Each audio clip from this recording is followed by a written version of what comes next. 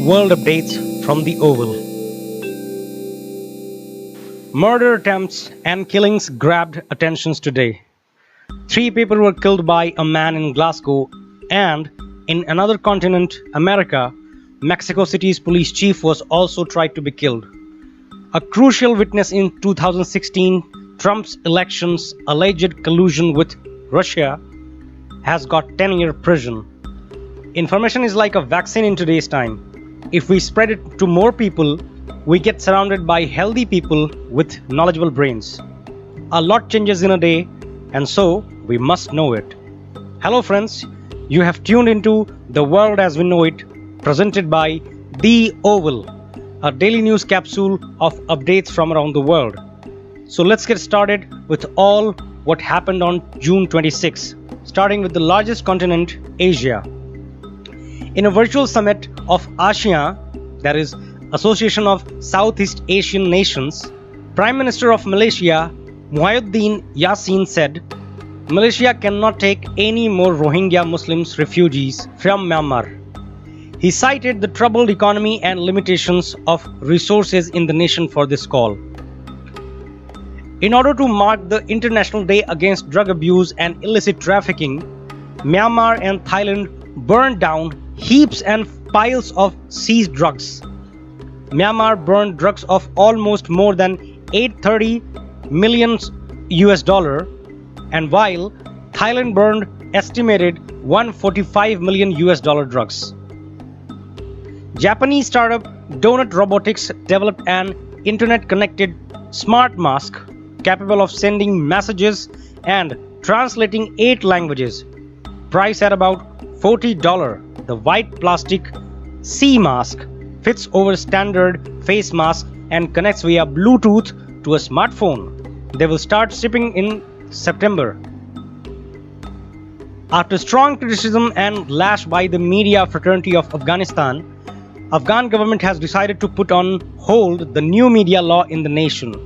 The new law included a rule that would force the media to reveal sources to the government without a court order.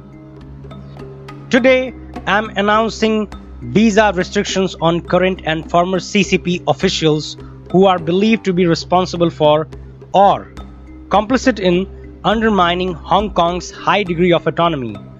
US Secretary of State Mike Pompeo said, announcing a visa restriction on the officials of the Chinese Communist Party. Sources for the updates are Reuters, The Guardian, and Press Trust of India. Well friends, if you want to catch more news, please follow us on our Instagram and Twitter account, that is @OvalTheGlobal, where you can have more information about the world. You really have the idea of using your social media in a knowledgeable and productive ways. So just go to @OvalTheGlobal. Jumping on to our next continent updates, Americas. Venezuela has submitted a document to the International Criminal Court in The Hague to vindicate its stance against the United States alleging crime against humanity. Foreign Minister of Venezuela, Jorge Ariza, briefed about his submission during a press conference in Moscow, Russia. The new evidence includes statements, communiques, and speeches by the Donald Trump administration that explain the guidelines against Venezuela in order to cause a regime change without considering the consequences, as Ariza explained. Jamaica has come in the support of Cuba against US sanctions on medical assistance to Jamaica. Jamaican Member of Parliament Maurice Guy urged all governments of the Caribbean community to condemn the action taking place within the US Senate. These sanctions were proposed in the Congress by Republican Senators Rick Scott and Marco Rubio of Florida and Texan Senators Ted Cruz. A crucial witness in the special counsel Robert Mueller's report about 2016 presidential election and its Russian intervention has been sentenced for 10 years in prison. George Nader, a Lebanese American, pleaded guilty in January to bringing a 14-year-old boy from the Czech Republic to the US 20 years ago to engage in sexual activity. An assassination attempt took place at one of the popular market Avenida Paseo de la Reforma of Mexico City in Mexico, in which 3 people died. The city's public security chief Omar Garcia Harfuch was hit with 3 bullets as he and his bodyguards came under heavy fire. The Trump administration has asked the US Supreme Court to quash Obamacare, officially known as Affordable Care Act, that is ACA, which probably benefits almost 20 million Americans in their health insurance. California's Attorney General Xavier Becerra, with 20 other states including Washington D.C., is on to defend the ACA at the Supreme Court, and he said the fight comes at the most crucial time. The Patient Protection and Affordable Care Act, also known as the Affordable Care Act, or colloquially it is known as Obamacare, is a United States federal statute enacted by the 111th United States Congress, and it was signed into law by President Barack Obama on March 23, 2010. Updates of today were from Prensa Latina, Time, and The Guardian for our American continent. Friends, if you're still tuned in and liking our show and the whole information compilation from around the world, please like and follow our account and channel, The Oval. We keep posting informative and interesting stuffs on our Instagram and Twitter pages, that is at Oval the Global. Let's go to our next continent's updates, that is Europe. Now, news of the day. A man stabbed 3 people to death in a hotel in Scotland. However, he was later shot dead by the police. A policeman was also injured in the mishap, and he along with 5 others are seeking treatment at a hospital. UK might soon have its own satellite rival to EU's Galileo system, as the country has already initiated the process of purchasing. This comes after the UK was unable to access Galileo due to Brexit. PM Boris Johnson and the Chancellor Rishi Sunak have signed off on the purchase of a 20% stake in satellite operator OneWeb. After Novak Djokovic, 16 NBA players were also found to be infected with the novel coronavirus. The names were not disclosed, but Malcolm Brogdon, Jabari Parker, and Alex Len have publicly acknowledged that they are positive. Amber Cook became first woman to lead the European Medicines Agency. She earlier was the director of the WHO's Regulation and Pre-Qualification Department and will officially be appointed on July 13. After a major incident was declared in the UK as a sea of humans flooded the beaches after an ease in lockdown restrictions, violent clashes took place in London. At least 22 policemen were injured. They were called to Brixton, Lambeth, after reports of a large unlicensed music event in the street. Sources for the updates of European continent for today are France 24, Guardian, Al Jazeera, Irish Times, and Euronews. Now leading to the updates from the next continent of Mother Earth, Africa. 11 Russian-made military transport aircraft landed at El Girdabai air base near the city of Sirte, Libya. Early today, Libyan National Petroleum Corporation announced that Russian mercenaries had invaded the largest oil field in Libya, which is at Al-Shorara.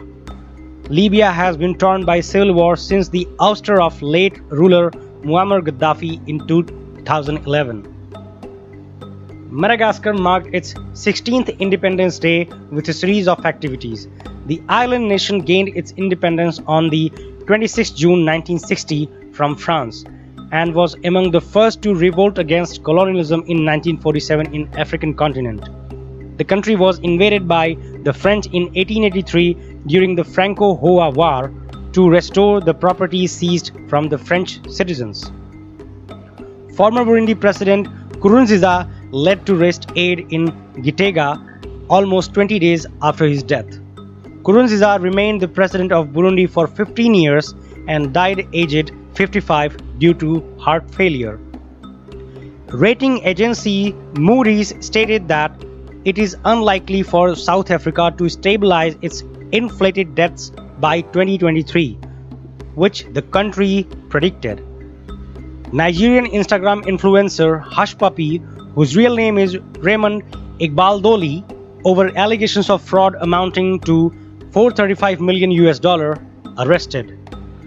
Sources for the African continent were from Bulgarian Military, All Africa, Africa News and BBC News. Now, updates from our last continent of today's list is from the Middle East. 121 people who participated in a coup to overthrow President Recep Tayyip Erdogan in Turkey were awarded a life sentence. The court in Ankara sentenced 86 suspects to aggravated life imprisonment for attempting to violate the constitution, while 35 individuals were given life sentences. An aggravated life sentence has tougher terms of detention. It was brought in to replace the death penalty which Turkey abolished in 2004 as part of its drive to join the EU. A new UNICEF report, Yemen 5 years on, children, conflict and COVID-19, stated the number of malnourished Yemeni children could reach 2.4 million by the end of the year. The body also warned that unless $54.5 million are disbursed for health and nutrition aid by the end of August, more than 23,000 children will be at increased risk of dying because of acute malnutrition. Saudi Arabia was removed from the list of worst human traffickers by the US. The State Department said Riyadh had made key achievements in the past 12 months and moved from Tier 3 to Tier 2 watch list country. This means that it still needs to make reforms to combat trafficking. At least 3 Arab states, including Jordan, Egypt and Saudi Arabia, backed Israel's annexations of the occupied West Bank and Jordan Valley, Israel Hayom revealed. Palestine and Spain signed an memorandum of understanding amounting of 100 million euros on economic development and cooperation spanning the next 4 years. It incorporates support for employment sector, economy, agriculture and water sector. Updates of today for the Middle East were from Arab News, Middle East Eye and Middle East Monitor. So these were all the major updates of June 26. And as I said in the beginning of the updates, information is like a vaccine in today's time. If we spread it to more people, we get surrounded by healthy people with knowledgeable brains. Before an ignorant person touches you, give our vaccine to the person also. So, if you liked our content, please like, follow and share it with all the people you know. Check out and follow our Instagram, Twitter and other social media accounts at the handle @OvalTheGlobal. Also, if you have any suggestion, be our guest. We heed over the comments. Thanks a lot.